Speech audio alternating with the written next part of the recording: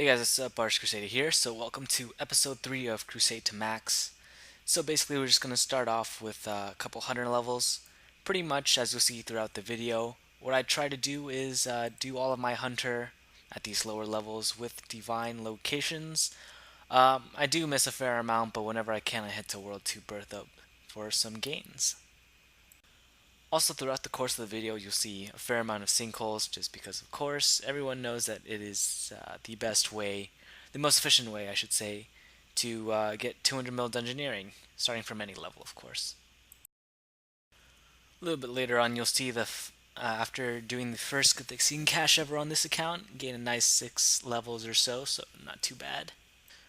I believe 65 Slayer was actually the last time that I did Boss Slayer, because the 10k XP drop that you do get starts to become a lot less OP the further you go, obviously.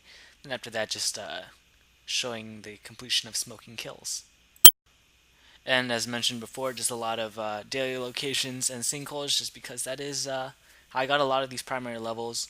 Because at first, I wasn't really very active on, you know, this account. Pretty much what I would do is just log on to do my dailies and then, you know, work on the main. But as you see later, I will eventually start to focus on this account and actually gain some nice levels that isn't from Daily Scape.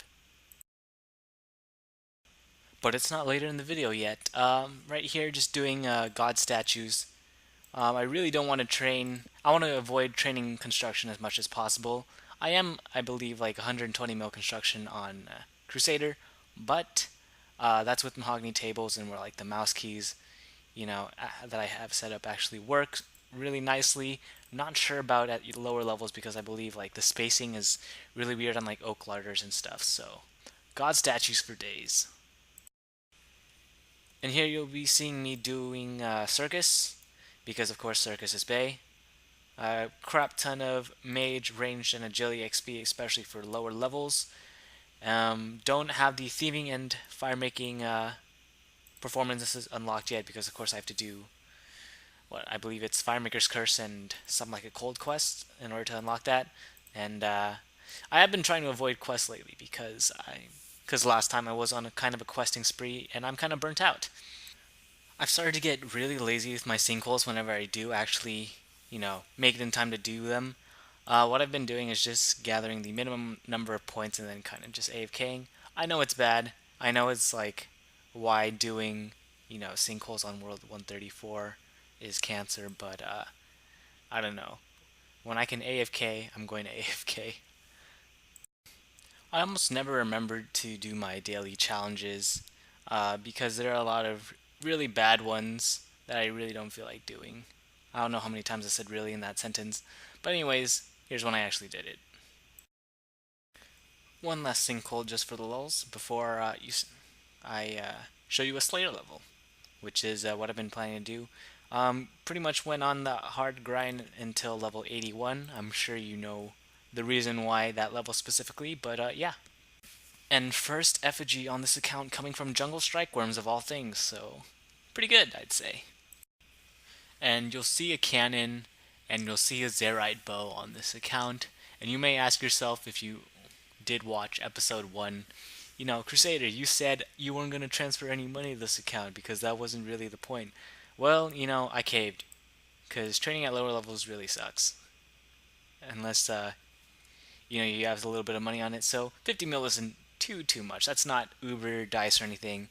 But I paid for membership and I started off with 50 mil. From there, it's going to be self-sufficient, hopefully. Most definitely, probably. And I'm sure you guessed it. The reason why I was aiming for 81 Slayer specifically was so that I could go to Rorarii and make some money. And this is probably where I'm gonna make all the money that I need for this account. And I'm not gonna pull any more money from Crusader to train on this.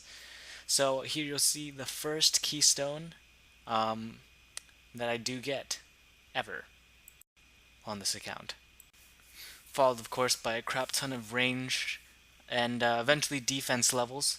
Because, of course, I wouldn't say it's super AFK. It's at the most semi-AFK when the world is empty, but of course, Rorarii is incredibly hard to find in open world. And even if you do have to deal with crashers and stuff almost all the time, so it's definitely not for the faint of heart or for the people that get salty really, really easily. So during peak times, it's almost impossible to find an empty world. So in that case, I'm not going to really waste my time hopping around 137 times. So, I did the quest for family crests so I could get the goldsmith gauntlets. And yeah, I was training up my magic and smithing. Pretty nice. I don't know if I'm going to be doing warbands for mining or how the other skills are going to work. But for now, I wanted to get my mage up and I wanted to get my smithing up because I do eventually want to get a royal crossbow and stuff, and you do need 70 smithing. So, yeah, and you'll see. Um, I believe the clip already passed, but I did get 99 ranged on this account, and of course from there I switched to defense. So the short-term goal, I guess, is 99 defense after this before maybe moving on to something else, maybe sticking with this for a while so that I can afford to train other skills. But yeah, it's that pretty much wraps up Crusader Max episode 3. Just a lot of combat training, AFK combat training. So that's pretty much it.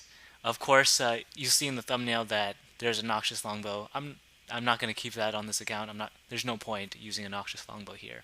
If anything, I'd be using dual crossbows because it is faster tagging for assholes crashers.